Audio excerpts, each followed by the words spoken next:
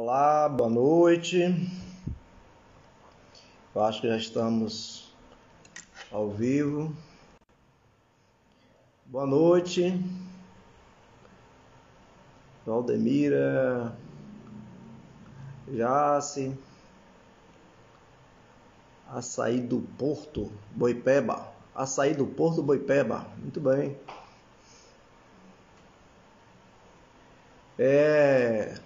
Pessoal, eu vou esperar a Débora entrar aqui, que a gente vai fazer essa parceria hoje com Débora. Dá um tempinho aqui para ver se ela entra. E espero que todos vocês estejam em paz e com a paz. O tema de hoje que a gente vai abordar é o papel do espírita diante desses conflitos sociais, né? A gente vem se dividindo em grupos, Jefferson, boa noite. Se dividindo em grupos,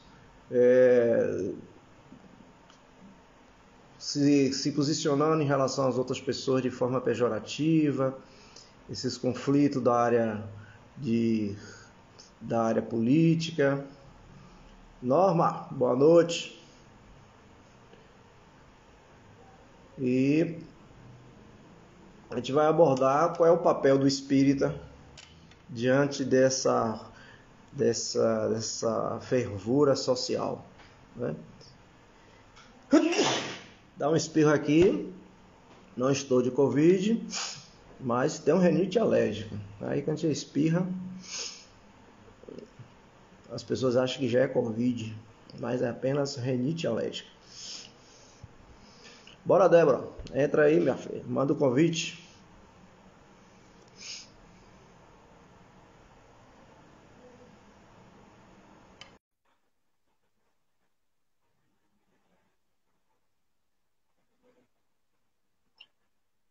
Norma Sampaio, se você tiver pergunta, faça logo. E aí, Ademir, boa noite. E aí, minha amiga? Boa noite. Quanto tempo, hein? Quanto tempo, tanto tempo. Eu nunca mais te dividiu aqui a live. Verdade, tem um tempinho que a gente não dividia aí a telinha. Verdade. Gostei do cabelo, tá massa. Pô, obrigada. Boa E aí, noite. o que temos para hoje? Pronto, a gente vai falar sobre o papel do espírita diante desses conflitos sociais, né? Verdade. A gente vive nessa guerra, né, que parece que nunca passa, Sim, e de briga em redes sociais, briga entre família, briga entre colegas de trabalho, essa intolerância de uma forma generalizada. E qual é o papel nosso espírita diante desse dessa momento? transição social? Isso, exatamente. Mas você poderia fazer a prece de abertura para a gente começar? Posso sim. Então vamos Boa lá. noite, gente. Cheguei, dei boa noite a Ademir, não dei boa noite ao pessoal, então boa noite a todos. Sejam todos bem-vindos à nossa casa mais uma vez. E que nesse momento a gente possa fechar os nossos olhos e elevar o nosso pensamento ao Pai Maior, levar o nosso pensamento a Deus. E dizer, Senhor, gratidão. Ainda que diante de tantos conflitos, diante de tantos problemas, daqueles que nós imaginamos que não vamos dar conta, né, que a gente não vai conseguir passar, te agradecemos, Pai, por tua dádiva, por tua luz, por tua misericórdia. Porque sim, Senhor, sua misericórdia é conosco. Gratidão, meu Deus, pela vida. Gratidão por estarmos aqui, vivenciando esse momento. Que assim seja. Que assim seja. Débora, E aí, Ademir? fique totalmente à Sim. vontade. Vou fazer algumas introduções. Fique à vontade para interromper, para interagir, tá certo? As pessoas que estiverem aí ao vivo, quiser fazer uma pergunta, Débora vai lendo. e aí a gente vai tentando, à medida do possível, responder e interagindo. Então, vocês aí que fiquem totalmente à vontade para participar e contribuir com o tema, ok? Ok. Então, meu amigo, me diga aí, qual é o papel do espírita neste cenário, nesse conflito social? Juarez, boa noite. Laércio, boa noite também, não sei se eu dei boa noite. Ô, Débora, a sociedade, ela sempre teve conflitos, não é? Conflitos, Sim. às vezes moderado, leve, às vezes conflitos de maior intensidade, às vezes hiper conflitos. Mas nós, sempre na humanidade, Jana, boa noite, sempre na humanidade e nas relações sociais, né, houve conflitos sociais. Sempre houve. Qualquer pessoa da área de história, se tiver alguém da área de história, a gente pode fazer aqui um catatal de informações, de datas, Exato. né? A gente pode falar sobre a Revolução Francesa, a gente pode falar sobre a Revolução Russa, né, da bolcheviques, a gente pode falar das Cruzadas, né, que eram conflitos de guerra, a Primeira Guerra, a Segunda Guerra. Ou seja, a gente teve revoltas no Brasil, né? A balaiada, né? Então a gente Revolta das Chibatas, tantas outras, né? revolta da chibata, né? Então nós, quando nós convivemos em sociedade, né? Nós levamos para a sociedade o nosso conflito pessoal, né? Com a somatória de todos os outros conflitos das outras pessoas, aí vai somando um mega conflito, tá certo? Há também esse conflito, do meu ponto de vista, eu observo que depois do conflito há uma instabilidade, né? Se a gente for fazer uma análise, há um conflito, há um empate, às vezes a guerra civil, às vezes a guerra de nação contra nação, né? E depois passa um período com instabilidade. Eu enxergo isso de uma forma o seguinte: cada um de nós temos uma visão de mundo, como o mundo deveria ser. Qual é o mundo ideal? Boa noite, e Góis. Góis. Como seria o mundo ideal? Então, eu enxergo que o mundo ideal deveria ser aquilo, né, que está dentro das minhas crenças, né, do meu conhecimento. Você tem um mundo ideal na sua cabeça, outras pessoas têm um mundo ideal nas suas cabeças, né? Então, cada um de nós enxerga a sociedade como ela deveria ser, tá certo? E quando esses grupos começam a ser antagônicos entre eles, querendo impor a sua visão de mundo, né, o outro, aí gera o conflito, a intolerância, a guerra, a agressão, né? É o que estamos vivendo hoje, do meu ponto de vista. Então, há pessoas que hoje, né, defendem, por exemplo, no meio espírita, né, que está falando do espiritismo, dentro Sim. do movimento espírita, há espírita chamado de direita, né? Ou seja, espíritas de esquerdas, né? E espírita chamado progressistas, que é chamado de esquerda. Então, o espírita de direita são espíritas conservadores, né? Aquele que enxerga que os valores tradicionais e construídos ao longo do tempo devem ser mantidos, né? E existem os espíritas... São chamados ortodoxos, né? Exatamente. E existem os espíritas progressistas, ou esquerda, que quer romper e criar novos valores, né? Então, esse conflito do conservador e do progressista, ele sempre se deu na humanidade de uma intensidade mais ou menos moderada ou mais ou menos mais intensa, né? Aí há o choque.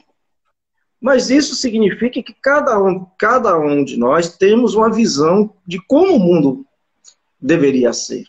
Então, o conservador, ele acha que aqueles valores que foram construídos devem ser mantidos. Pronto. Na justificativa dele, nas crenças deles, ele acha que estão certos. Tá certo? O progressista acha que deve ser rompido esses valores para criar novas relações. Por exemplo, casamento homoafetivo, né? O conservador, ele não admite isso. A família tem que ser pai e mãe, né? E a mãe reproduzir. Né? Um exemplo básico, né? Exato. Uhum. O outro acha, não, família é uma coisa mais aberta, pode ser homem com homem, mulher com mulher, né? Homem com mulher, tem que ser mais aberto. Então, isso são visões de mundo, isso te choca ao longo da humanidade, mas esse choque depois estabelece um equilíbrio. Então, eu enxergo que nós estamos vivendo esse momento agora de choque, de percepção de mundo, né, de como o mundo deveria ser, entre pessoas que são conservadores e pessoas que querem mudanças e criar novas relações, novos paradigmas. Né? Vou deixar você falar. Exato. Lembrando disso, Ademir, quando a gente fala desse caos social, né, desses conflitos sociais, o que você trouxe, que você falou, que a humanidade sempre teve em conflito, isso está na lei de sociedade, está lá no livro dos Espíritos. Né? É necessário que haja tudo isso para que depois venha se estabelecer uma nova ordem, um novo formato, um novo modelo. Uhum. Então, assim, de fato existem pessoas conservadoras, existem pessoas progressistas. Quando você traz o papel do progressista, não é que esse progressista, quando ele fala, vamos construir novos valores morais, mas baseados e fundamentados em quê? Né? Uhum. Baseados e fundamentados na lei de Cristo. Uhum. Não é isso? O fato de aceitarmos, né? O fato da gente compreender que família não é só homem e mulher e os filhos, mas que podem sim ser pessoas do mesmo sexo, né? Do mesmo sexo, enfim, e suas variáveis, é também filho. E por que não essas pessoas não serem filhos de Deus? Uhum. Não é isso? Uhum. Então, sim, deixaram de ser filhos de Deus, deixaram de ter o amor do Cristo por conta disso? Não. São apenas noções e compreensões de mundos diferentes. Isso também, né, é o que vem agregando esses conflitos sociais. Sim, sim, sim. E assim, a gente percebe... Mas aí a questão do preconceito, que não está, claro. Que não está na concepção do conservador. Aí são preconceitos, pessoas que julgam o outro de uma forma pejorativa, né? Sim, exato. Né? E a gente observa, Ademir, que esse momento de pandemia que a gente vivencia, a gente não tá nós não estamos nem no pós-pandemia, nós ainda estamos no momento pandemia. Né? E se a gente parar para observar, essas relações sociais, elas começaram a ficar cada vez mais transparentes e visíveis. E a intolerância também ela começou a ficar cada vez mais transparente e visível. Sim, eu não vou aceitar aqui o momento de pandemia, mas a gente tem aí as questões políticas, econômicas, enfim. É uma infinidade de coisas, né? Mas e a questão é, como é que nós espíritas ficamos no meio dessa situação, no meio desse caos? Né? De que forma a gente age? Como é que a gente lida com tudo isso? Ok. Qual é a maneira, qual é a forma? A gente tem a base que é o Cristo. Concluiu? Sim. Vamos lá. Quando a gente observa, a gente tem Jesus como referência, né? Então, Jesus, quando ele reencarnou e veio trazer sua missão, os judeus estavam sob o jugo e o domínio de um império estrangeiro, que era o Império Romano, não é isso? Então, existia ali um grande conflito de um invasor que estava subjugando o judeu. Né? E Jesus, as pessoas achavam que Jesus chegou ali como um Messias guerreiro que ia libertar o povo judeu do Império Romano através das armas, né? Que seria um mensageiro guerreiro. E ele nunca fez isso. Jesus entendeu o processo da construção social, entendeu que tudo é passageiro, que inclusive o Império ia sucumbir depois, né? Mas a mensagem É dele trajetória, né? era uma mensagem de libertação do indivíduo. Não era uma mensagem de libertação geográfica, né? Era uma mensagem de libertação do indivíduo, do ser, que poderia estar ali temporariamente sob um jugo de um tirano, mas que esse indivíduo poderia estar livre e o tirano ser o preso, né? Então, essa é a mensagem Sim, de claro. Jesus. Essa é a mensagem de Jesus. Então, Jesus ele não foi contra César, ele não pregou a guerra, ele não pregou o rebuliço. Opa, participação aí do Au Au. Participação especial de Pingo. Pingo. Pingo, não sei se, eu acho que ele está discordando. Mas aí eu trago, a gente traz Jesus, e está lá no Livro dos Espíritos, como você falou, na Lei de Sociedade, né? Então, quando a gente traz para a doutrina espírita, qual é o nosso papel nesse contexto social? Primeiramente, Débora, eu acho que a gente tem que entender o seguinte: nós estamos reencarnados dentro desse contexto, Sim. que já estava dentro de uma programação divina. Então, qual é o nosso papel? É se esconder, né? Qual é o nosso papel? É ficar apático em relação aos acontecimentos. Qual é o nosso papel? É não querer participar do momento social, é não querer, ou se acovardar. Está lá também no Evangelho segundo o Espiritismo, né? Que o mal ele é mais impetuoso, né? E às vezes as pessoas de bem são mais tímidas. Então as pessoas podem tomar uma decisão: eu não quero me envolver nisso, eu não quero entrar em embate, eu não quero ser desgastado, eu não quero receber nenhum tipo de ataque, e se abster do processo social que vivemos. Tá certo? Então, o processo que a doutrina espírita nos ensina e que Jesus nos ensina o nosso irmão não é o nosso inimigo. Eu não reencarnei neste corpo para vencer o meu próximo. Eu reencarnei nesse corpo para vencer a mim mesmo, né? A mim mesmo. Exato, não é o outro. Não é o outro, é a mim mesmo. Pronto. Diante disso, né, dessa pequena introdução, a mensagem espírita de Jesus é uma mensagem extremamente clara, quando ele diz assim: amai, orai pelo aquele que te persegue, pelo aquele que te calunia, né? Ele diz assim: dá a face, se tomar uma bofetada na face direita, ofereça a esquerda. Jesus não prega o revide. Jesus não prega a violência. Jesus não prega o preconceito. Jesus, ele sempre a mensagem dele foi de inclusão de todos. Tanto que os próprios apóstolos que viviam com ele não entendiam isso. Quando ele disse: mas o senhor vai para a casa de um publicano, o senhor deixou que essa prostituta, essa mulher de má vida, enxugasse seus pés?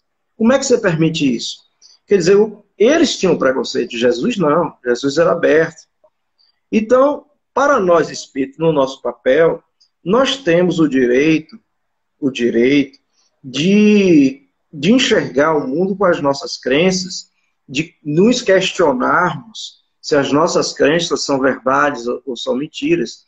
Agora, para mim, o espírita não deveria ter o direito, e isso eu falo para que as pessoas tenham bom senso, de, por exemplo, propagar mentiras.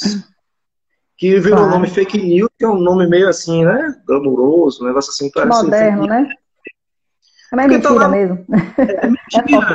É mentira. Então, no Livro dos Espíritos, é muito claro, né? É melhor rejeitar 10 verdades do que aceitar uma mentira.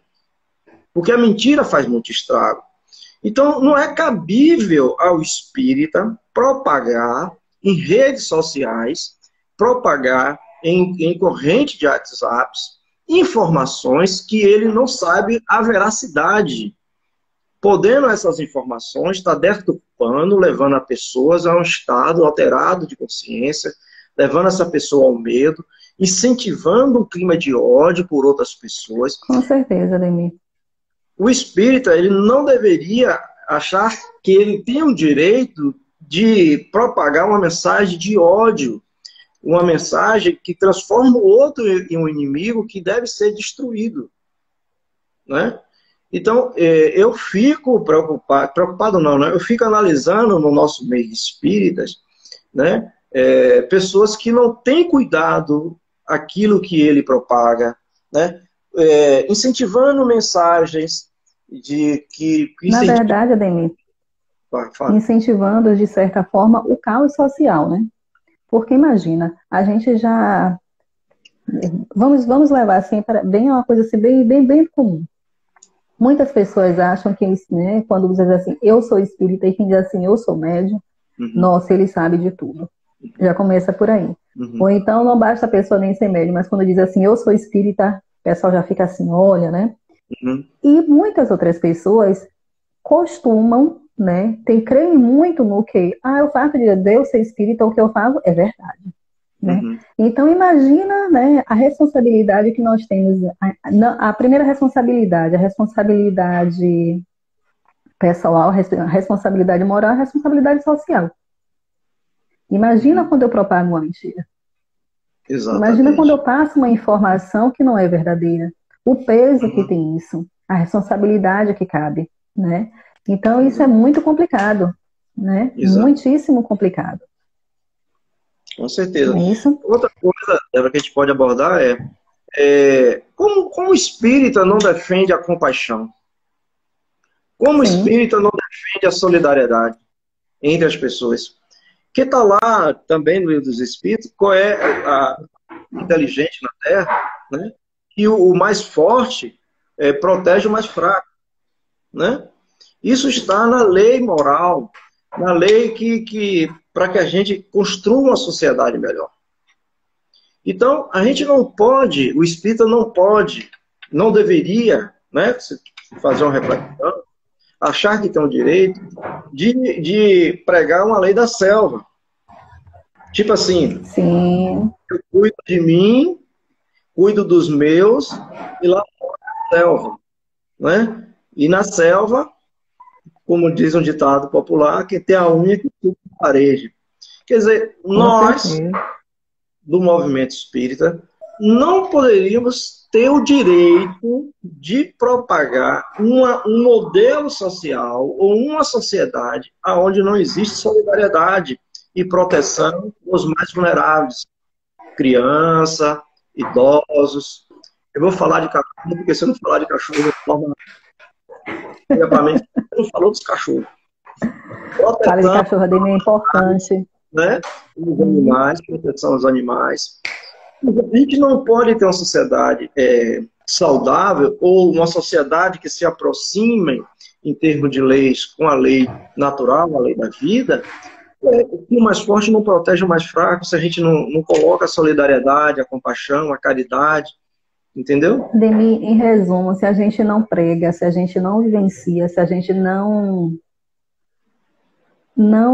divulga a lei do amor.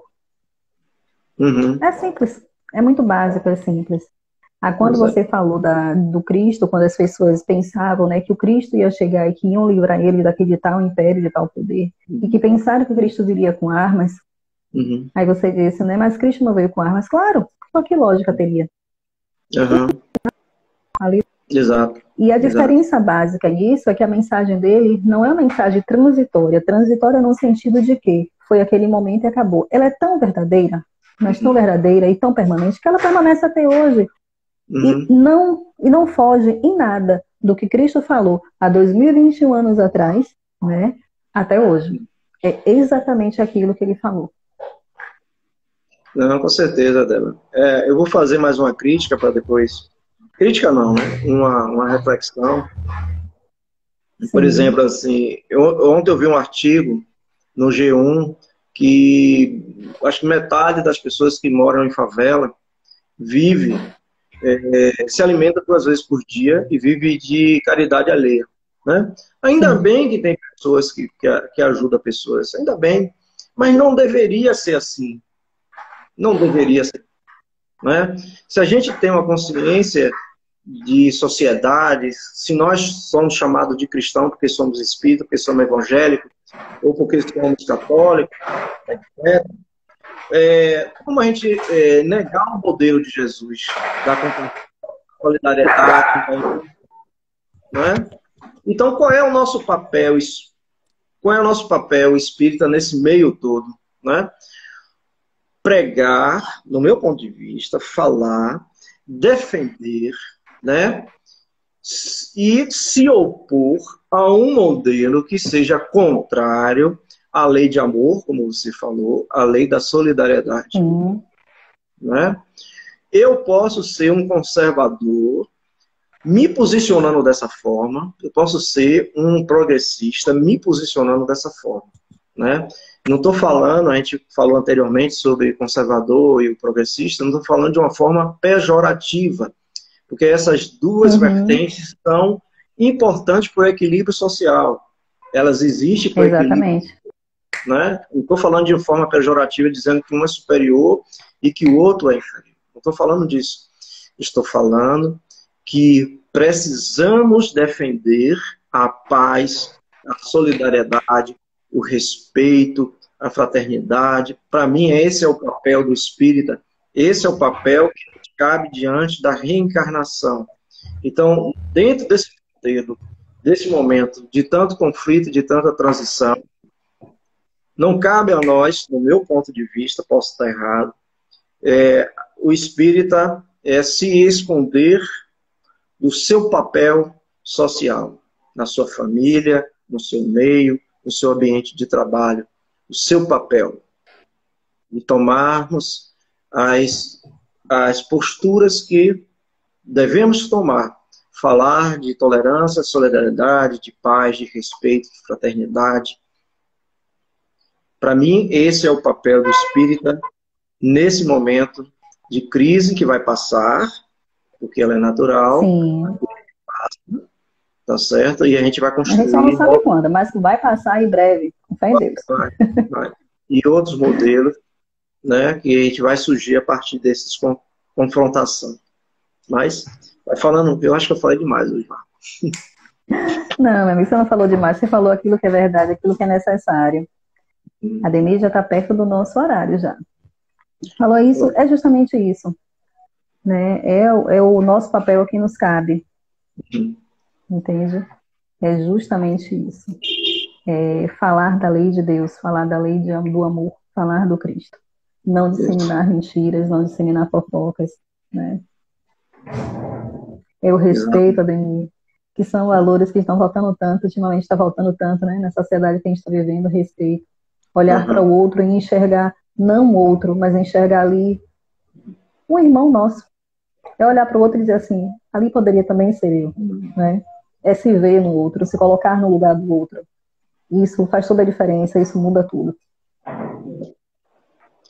Então vou concluir, né? Que você já apertou aí a caneta. Chegamos ao nosso horário. Aos espíritos, aos simpatizantes da doutrina espírita, dizer que você vai passar, está passando na vida e vai ter pessoas que são seus inimigos, são seus desafetos. Praticar o que pregamos, exatamente. Praticar o que pregou, o que falou. Exato. Então, todos nós vamos passar pela vida com adversários e como inimigos às vezes, né? Mas o que é importante é você não ser inimigo. Você não ser inimigo do outro. Lembre-se que Jesus, que é um espírito mais evoluído que teve na Terra, teve inimigos. Então, se Jesus teve inimigos, por que você não tem? Entendeu? É demais, né? Você não ser o inimigo. Você não ser o inimigo do outro. Se você tem ressentimento e ódio por alguém, as primeiras consequências são afastamento de Deus, porque Deus não vibra no ódio, Deus não vibra no preconceito, Deus não vibra na intolerância, Deus não vibra na violência. Toda vez que você se torna agressivo, toda vez que você se torna intolerante, preconceituoso, né? E você alimenta a sua mente diariamente com isso, né? Porque você começa a alimentar lendo redes sociais, lendo em blog que te alimenta sobre esse ódio do adversário A, B ou C, né? E você fica com raiva e com ódio, com raiva e com ódio, com raiva. Pronto. Primeira consequência, você está afastado de Deus. E quando você se afasta de Deus, né, você está em enfermidade, você está transformando a sua mente em um estado febril, um estado infernal. Você não tem paz, você se torna uma pessoa chata, você se torna uma pessoa inconveniente, a não ser para aquele grupo que vibra igual você. Né? Pronto. A outra consequência é fisiológica. O que isso interfere no seu corpo? O que isso interfere no seu organismo? Então, cultivar ódio, cultivar preconceito, cultivar intolerância, cultivar agressividade, isso causa em você um prejuízo brutal a nível espiritual e a nível físico, com consequências que pode durar muito tempo, levando até para vidas futuras. Né? Com certeza. O seu papel, desastrosas. O seu papel não é de passividade, como dizia Jesus. Seja o seu falar sim, sim ou não, não. Porque o morno, né, pode ser expelido, vomitado. Sim. Então, é muito importante o seu posicionamento enquanto pessoa consciente diante das circunstâncias e do seu papel na sociedade, né? Nos seus grupos. Não se acovarde diante do grito, não se acovarde diante de nenhum tipo de ameaça. Se isso são valores teus, nós adotamos os valores preconizados por Jesus. O Espírito adota os valores preconizados por Jesus. Quais são os valores? Indulgência, paciência, tolerância, compaixão. O que mais?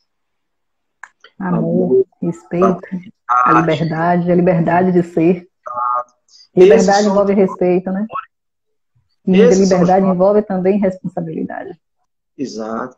Esses são os nossos valores, e são os valores que Jesus veio nos revelar. Esses são os valores espíritas, que possamos viver dentro do nosso esforço possível e pregar sempre os valores da fé, da filosofia, da doutrina que nós escolhemos nessa existência.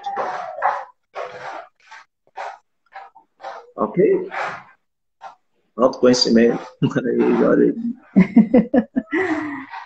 É o caminho, Juarez, autoconhecimento. Que muita gente corre. Isso. Mas é o caminho. Agora, vamos concluir mesmo, né? Concluímos, meu amigo. Aí eu te convido, meu querido irmão Ademir, você faz a prece de encerramento? Não. Ora. Agradecer as pessoas que dedicaram o seu tempo a nos ouvir, né? A refletir. Dizer que tudo aquilo que eu falei, com certeza eu falo por Débora também, não significa que a gente viva na íntegra, mas que a gente possa para viver. Nem eu, nem Débora, que está falando aqui agora, somos exemplos para ninguém. De forma alguma. Sempre será Jesus. Né? Somos pessoas falhas. Falhamos, erramos várias vezes. Né? Então, nós não somos exemplos. Mas defendemos e acreditamos naquilo que abraçamos nessa existência, que é a filosofia espírita. Então, elevar o nosso pensamento a Deus, a Jesus, aos bons amigos da comunidade, nossos mentores, que possa nos inspirar, que possa nos dar força e coragem para vencer a nós mesmos. Vencer e conseguir superar aquilo que é necessário para as nossas vidas, aquilo que é necessário para melhorar o nosso espírito. E que afastar de nós o mal que não é necessário. Afastar de nós as armadilhas que não é necessário. Obrigado, Senhor, pelo teu amor, pela tua bondade, pelo teu amparo. Obrigado, Senhor, pela nossa vida. Obrigado pelos nossos amigos, pelos nossos adversários que batem a porta da nossa alma, cobrando as nossas correções. Obrigado, Senhor, pelo nosso pão de cada dia. E esse pão de cada dia possa ter em cada família desse nosso país. Que as pessoas não precisem mendigar, que um pai ou a mãe não precise chorar por ver o seu filho com fome. Obrigado, Senhor, por estarmos aqui nesse país, neste momento. Obrigado pela doutrina espírita, que nos deu regra e compasso, para que possamos nos dirigir a Ti, Senhor, de uma forma mais segura e mais rápida. Que assim seja. Que assim seja. Tchau, Ademir, pessoal. obrigada. Tchau, gente. Boa Beijo. noite. Até mais. Até uma próxima. Até breve, amigo. Até a próxima. Tchau, tchau.